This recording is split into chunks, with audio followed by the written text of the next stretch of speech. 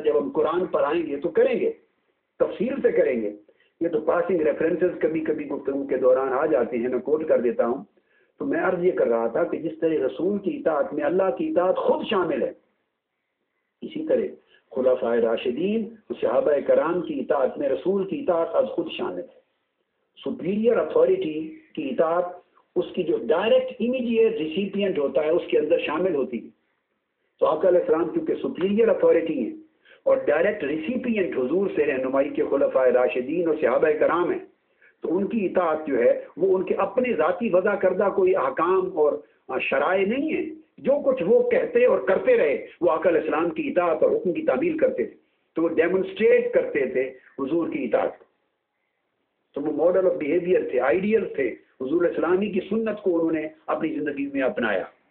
تو میں اس لیے عرض کر رہا تھا کہ جب لفظ السنہ آئے گا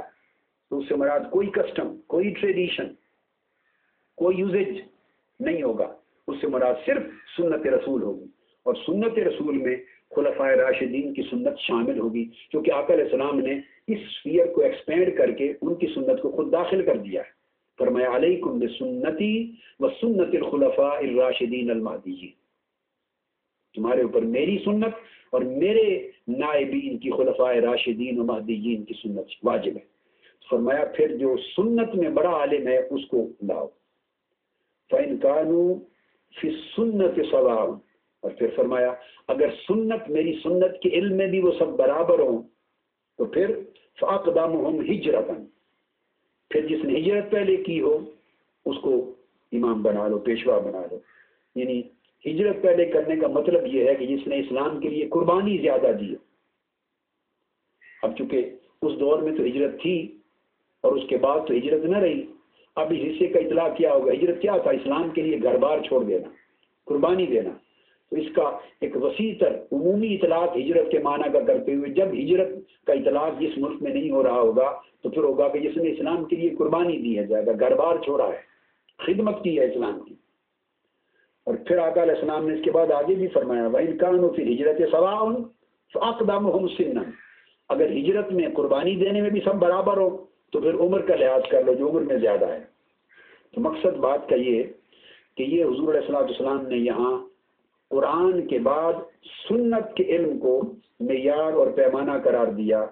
امامت کا. اب یہاں اس کے بعد آگے اب کچھ اور احادیث پر آتے ہیں جو حضور صلی اللہ علیہ وآلہ وسلم سے مروی اسی باب میں. اب یہ امام حاکم نے مستدرک میں روایت کیا ہے کہ حضور علیہ السلام نے فرمایا، اور اس حدیث کے راوی ابو ہریرہ رضی اللہ تعالیٰ عنہ ہے. آقا علیہ السلام نے فرمایا ترکت فیکم شیئین لن تضلوا بعدہما کتاب اللہ و سنتی ولن یتفرقا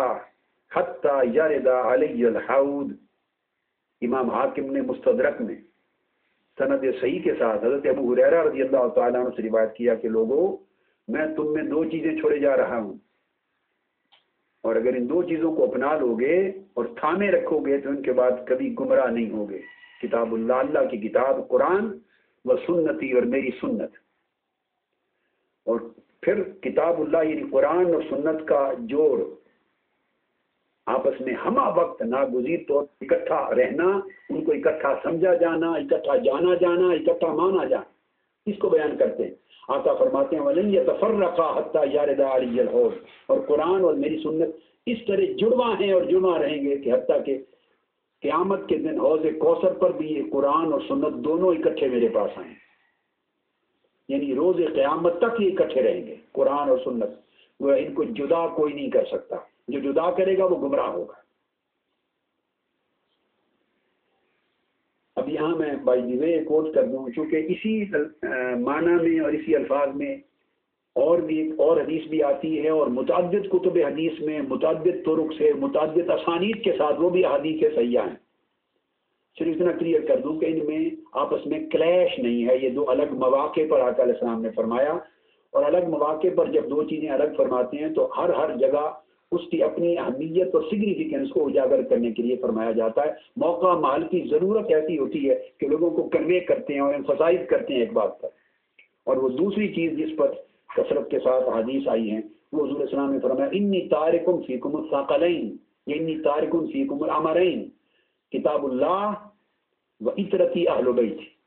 کہ لوگوں میں تم میں دو چیزیں چھوڑے جا رہا ہوں، ان کو تھامے رکھو گے، یہی مضمون ہے، باقی تو کبھی گمراہ نہیں ہوگے۔ ایک اللہ کی کتاب یعنی قرآن، اور ایک میری اطرت و اہل بیت یعنی میری آل اور میری اہل بیت۔ تو گویا قرآن اور میری اہل بیت وہ آپس میں اس طرح جرمہ ہوں گے، ان کے لیے بھی فرمایا وَلَن يَتَفَرَّقَا حَتَّى يَرِدَ عَلَيَّ الْحَوْض، اور وہ کبھی بھی آپس میں قرآن اور میری اہل بیت کو جدا نہ کرنا، جدا نہ سمجھنا، وہ قیامت کے دن حوض کوثر تک بھی میرے ساتھ اکٹھے میرے پاس آئیں گے۔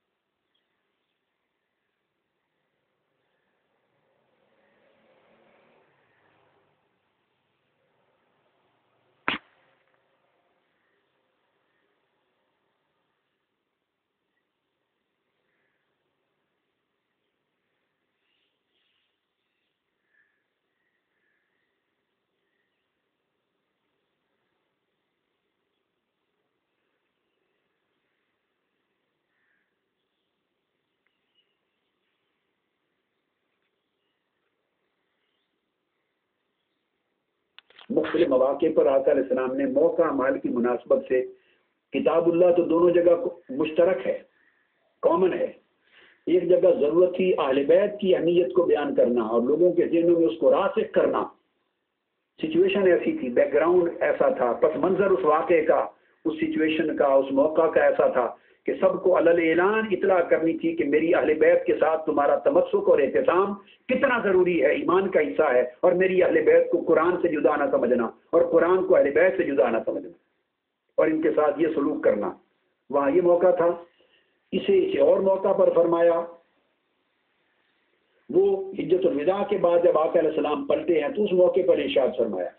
یہ ایک اور موقع ہے، یہاں سنت پر زور دینا اور لوگوں کے اندر سنت کی اہمیت کو راسخ کرنا اور سنت کے ساتھ تمسک کو لوگوں کو اس تصور پہ پختہ کرنا مقصود تھا۔ اس کی بیک گراؤنڈ کچھ اور ہوگی، سوال کیا ہوگا، پوچھا ہوگا، تو آقا علیہ السلام کے بے شمار سینکڑوں حدیث آپ کو ایسے ملیں گی کہ ایک ہی سوال کے جواب میں آقا علیہ السلام نے جب مختلف باتیں کی ہیں تو وہ معاذ اللہ ان کے اندر درمیان میں کوئی معنوی تضاد نہیں ہوتا، نہ تخالف ہوتا ہے، بلکہ وہ سیاق و سباق کے اعتبار سے ایک جگہ ایک چیز کی اہمیت کو بیان کرنا مقصود تھا تو اس کو ایمفسائز کرنے کے لیے منتخب کر لیا، اور وہ بھی حق ہے۔ دوسری جگہ دوسری چیز کی اہمیت کو بیان کرنا مقصود تھا، اسے ایمفسائز کرنے کے لیے اس کو منتخب کر لیا، وہ بھی حق ہے، ان میں ٹکراؤ نہیں ہوتا۔ تو اگر آپ ان کو جوڑ لیں تو یہ تین چیزیں بن گئی، ایک کتاب اللہ ہو گئی، ایک سنت ہو گئی، ایک اہل بیت ہو گئی۔ اب پھر چوتھی چیز، چوتھے مقام پر جب فرمایا علیکم بسنتی و سنت الخلفاء الراشدین المہدیین، تو وہاں چوتھی چیز آ گئی کہ میری سنت اور اس کے ساتھ خلفاء راشدین کی سنت۔ تو گویا اگر یوں کریں تو ہدایت کے چار منابع بن گئے، ہدایت کے چار منبع اور سرچشمے بن گئے، قرآن، سنت رسول اور حضور علیہ السلام کی آل و اہل بیت اور خلفاء راشدین، یہ چار منابع ہدایت بن گئے۔ تو جوڑ لیں تو یہ چار ہیں، اور اگر ان کو اور نیرو ڈاؤن کرنا چاہیں تو یہ عین یکجگر ہیں، یعنی اہل بیت اطہار سنت محمدی صلی اللہ علیہ وسلم ہی کے پیکران اتم ہیں۔ یعنی اہل بیت کو اگر یوں بھی لیں تو حضور اسلام کی سنت کو دیکھنا ہو تو وہ حضور کی سنت کے سب سے اعلیٰ اور ارفع نمونے اور پیکر حضور کی اہل بیت ہیں اور ائمہ اطہار اہل بیت ہیں۔ ان سے بڑھ کر حضور کی سنت کا حامل اور عامل اور سب سے بڑھ کر حضور کی سنت کا پیکر اور نمونہ کون ہوگا؟ خلفائے راشدین کو لیں تو ان کی بھی یہ پوزیشن ہے، آقا علیہ السلام کی سنت کا اور حضور کی سنت کو کا اعلیٰ کرنے والا، حضور کی سنت کی حفاظت کرنے والا، حضور کی سنت کا نافذ کرنے والا اور حضور کی سنت کی پاسداری اور فروغ کرنے والا طبقہ خلفائے راشدین سے بڑھ کر اور دنیا میں کون ہوگا؟ تو یہ ایک ہی معنی اور مراد ہوتی ہے، اور اس کی مختلف فیزز ہیں، جہتیں ہیں، اینگلز ہیں، آقا علیہ السلام حسب ضرورت موقع محل کے مطابق ہائی لائٹ فرماتے ہیں۔ آقا علیہ السلام نے یہ وہی حدیث جس کو بڑی کثرت کے ساتھ ائمہ نے روایت کیا ہے، لَأَعْرِفَنَّ مَا يُحَدِّثُ أَحَدُكُمْ عَنِّي الْحَدِيث، کہ میں اس شخص کو جانتا ہوں کہ کوئی شخص ما يحدث أحدكم عَنِّي الْحَدِيث وهو متكئ على أريكته، کہ کسی شخص کے پاس میری حدیث روایت کی جائے گی اور وہ ٹیک لگا کر بڑے مغرورانہ طریقے کے ساتھ، غرور تکبر کے ساتھ، یعنی بڑی علمی رونق کے ساتھ کیا ہوگا، اور کہے گا فیقول اقرأ قرآنا، بس خلاص وہ کہے گا میں تو صرف قرآن پڑھتا ہوں اور صرف قرآن کو مانتا ہوں، حدیث اور سنت کو نہیں مانتا۔ یہ وہ فتنہ ہے جس کے اوپر گفتگو آقا علیہ السلام نے جس فتنے کی نشاندہی فرمائی، تو یہ بھی ضرورت بن گئی کہ جس بہت بڑے فتنے کی گمراہی اور ضلالت اور تباہی اور ہلاکت پیدا کرنے والا امت کے عقیدہ اور ایمان میں جس فتنے کی نشاندہی بار بار تاجدار کائنات صلی اللہ علیہ وسلم نے فرمائی ہے، اسی کو آج ہم نے اپنی سلسلہ وار گفتگو کا موضوع کیا تاکہ اس کو جڑ سے کاٹا جائے۔